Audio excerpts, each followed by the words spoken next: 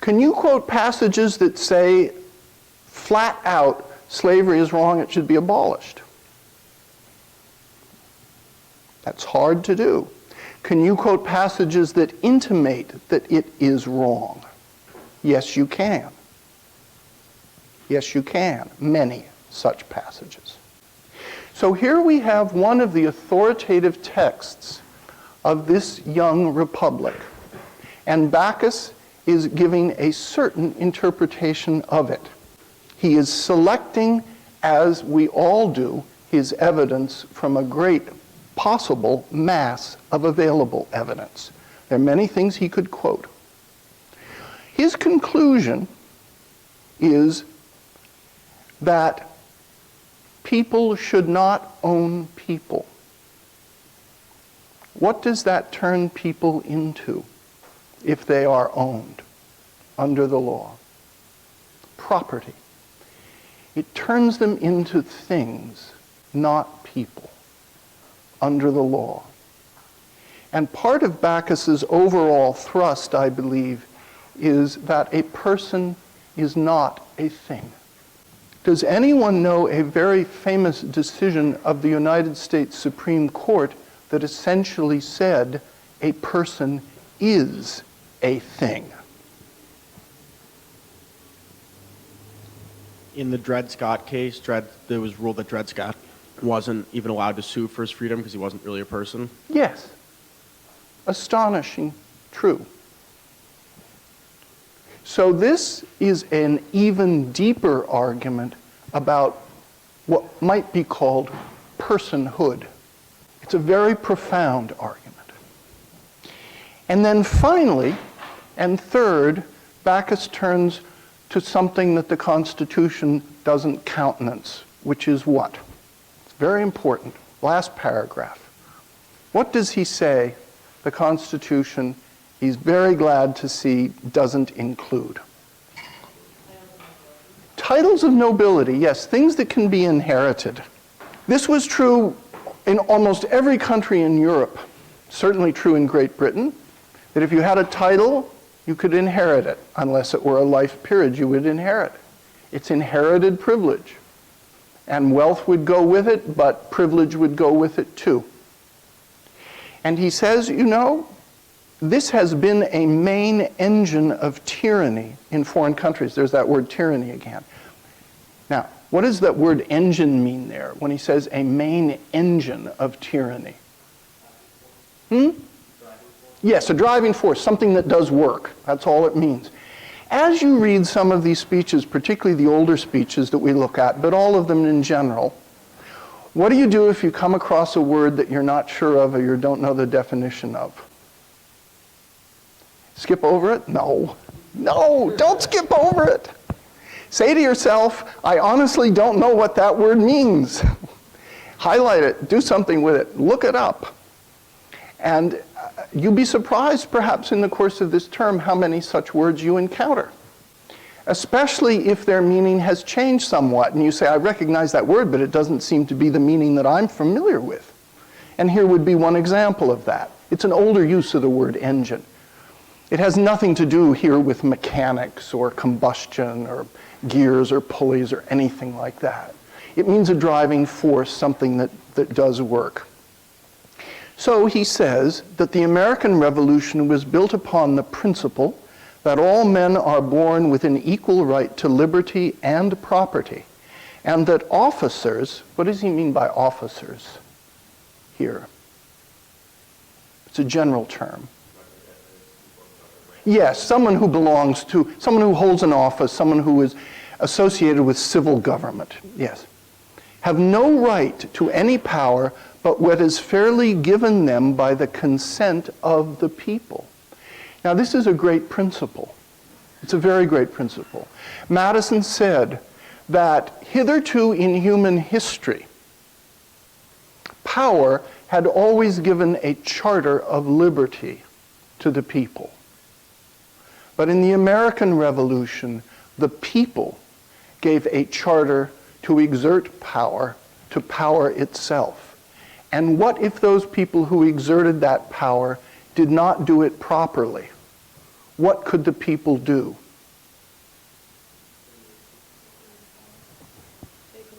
Take away that power. And how would they take away that power? Elections. Arrests if someone broke the law. Various ways that power has been taken away in the history of the country from many individuals, including many individuals who were very powerful. That's, Bäkkus says, the way the system is supposed to work. Would it work that way if you had people who had inherited titles of nobility? No, Bäkkus is arguing that would be an obstacle, because then if you have such an inherited title, what are you likely to do in the system? Stay in it, yes. And jimmy the system so that you don't get caught. And even go after the people who are accusing you. Now let me ask a different question. Do we have the same problem today? No, not exactly. Do we have a problem in our justice system that has to do with inequality? A lot of you say yes. That's worth thinking about. Bäkkus does not directly address that. He addresses it in the form of titles of nobility. You turn to your class outline now, because for the last 15 minutes I want to go down through this class outline fairly quickly. So stop me if you have questions. Did reading through this Bäkkus help? I think for every speech we read, it's important really to study it, to get as much out of it as you can, because these speeches are not perfect. I'm not handing them out as perfect examples, but they are worthy of study. The 5 canons of rhetoric. Canon simply means here headings or divisions. And rhetoric in this course, and traditionally ever since the Renaissance, means writing and speaking. So if someone says to you, are you studying oratory? The answer is yes. And oratory is part of rhetoric, at least the way this course treats it. Can you have a completely separate course devoted only to oratory? Yes, you could. You call it public speaking or something of the like. But rhetoric in general is an umbrella that encompasses both writing and speaking. It is sometimes said that rhetoric concentrates entirely on prose rather than on poetry. And there is some real truth to that.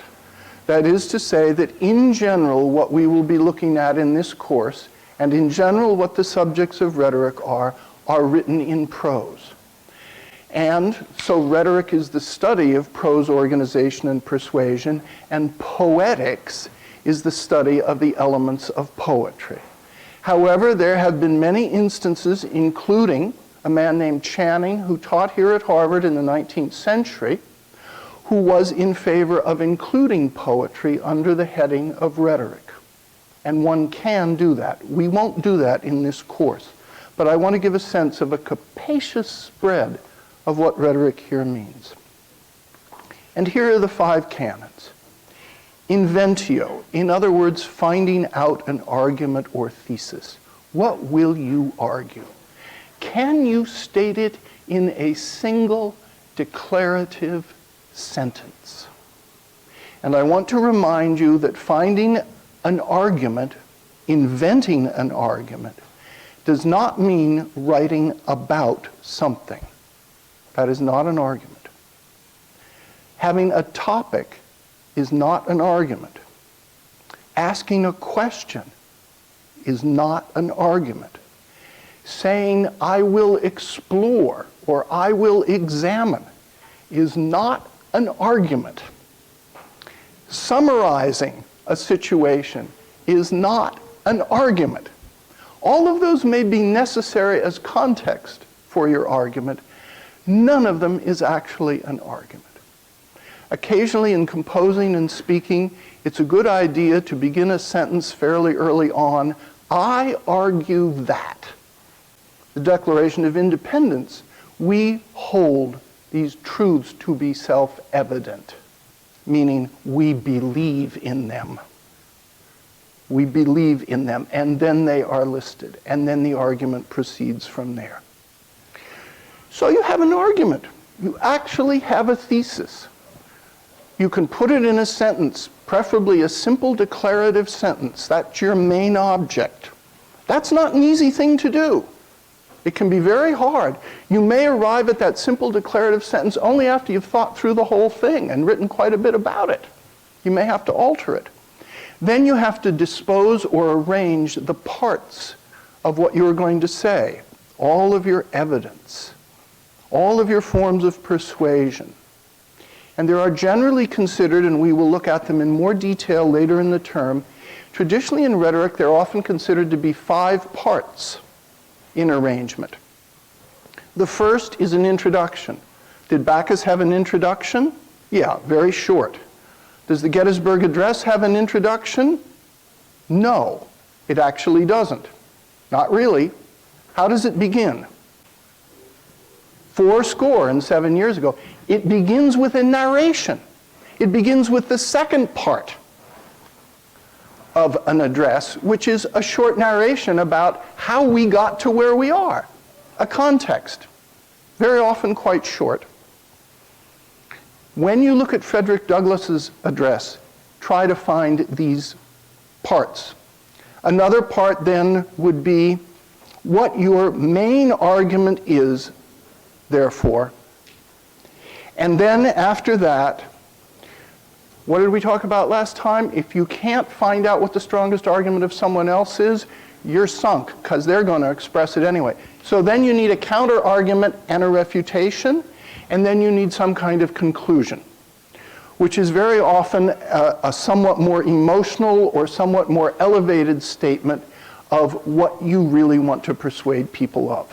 Fair enough? We'll talk about these 5 parts of a discourse later. Then elocutio, and that doesn't, elocutio is an old Latin word used here not to mean elocution, but to mean style. Have you ever noticed how different writers have different styles? You have your own style, and you'll want to develop it. So style, how do you use figures of speech? Do you use long sentences, short sentences, a mixture of the two? Are you fond of long words? Do you like short words based on Old Anglo-Saxon? Everyone has a different style. You pick up a really famous author and you say, I know that style, even if the author isn't identified. So style is something very particular, and it can always be improved. And then in speaking, memoria, remembering, or being able to speak just from notes, having quick associations at hand, because you're not going to be a very good speaker in your life if you always have to read verbatim every word from a page. You cannot be a good speaker if you have to do that. Even if you're adept at using a teleprompter, still doesn't work very well. You have to be able at some point, even if you are an elected official and give lots of speeches from a teleprompter, sooner or later you're going to have to come before the press and answer questions off the cuff, impromptu, extemporaneously. So you have to have that ability. And then what used to be called pronunciatio, which we really would call delivery. And that is so important. You can have a marvelously composed speech, and if you give a leaden delivery, the audience will think that's a leaden speech. You can actually have a rather leaden composition and give a brilliant delivery, and some people, I'm ashamed to say, will come away and say, that was a great speech. It's true. How do you get the best of all of these to work together? There are 2 means of persuasion in the main, and all of this has gone over in the classical rhetoric for the modern student.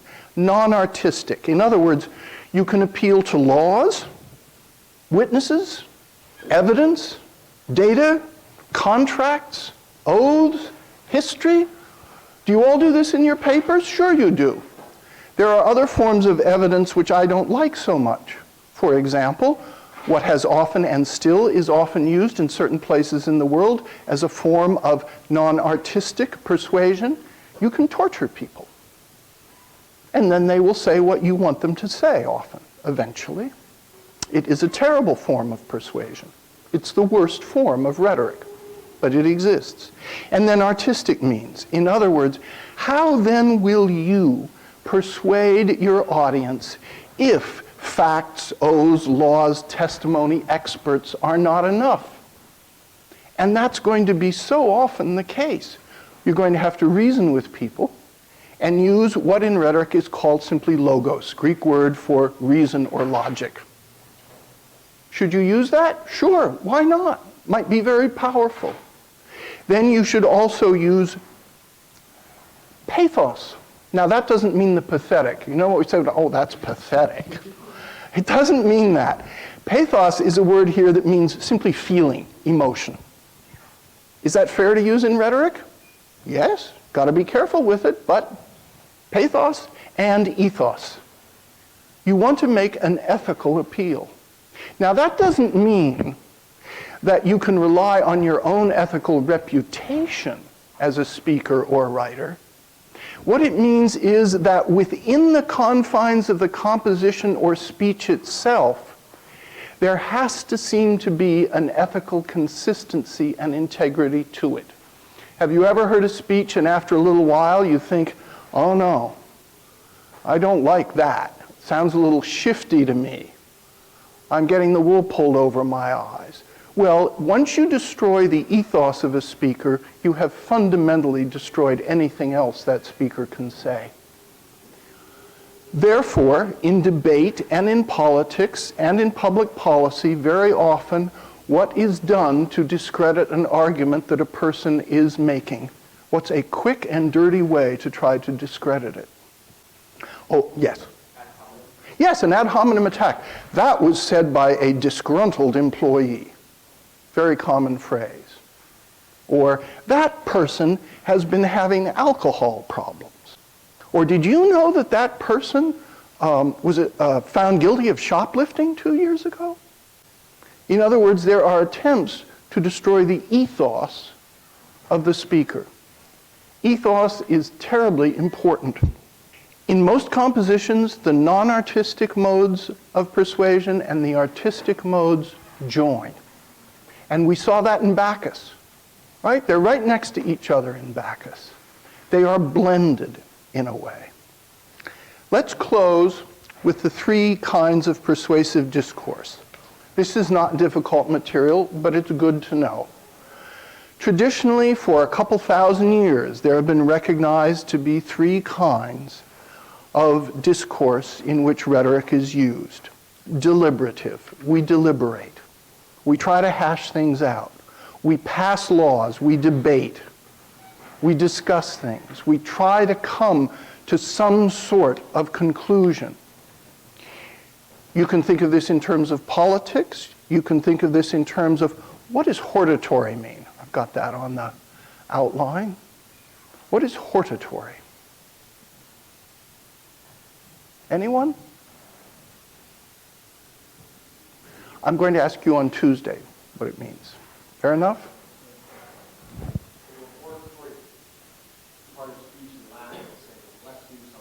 Yes, it's encouraging someone to try to do something.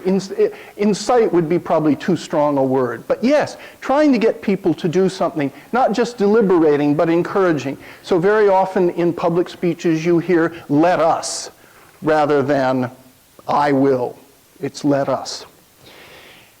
Then you can be advisory. That's deliberative. Forensic. Some of you have probably done forensic debate.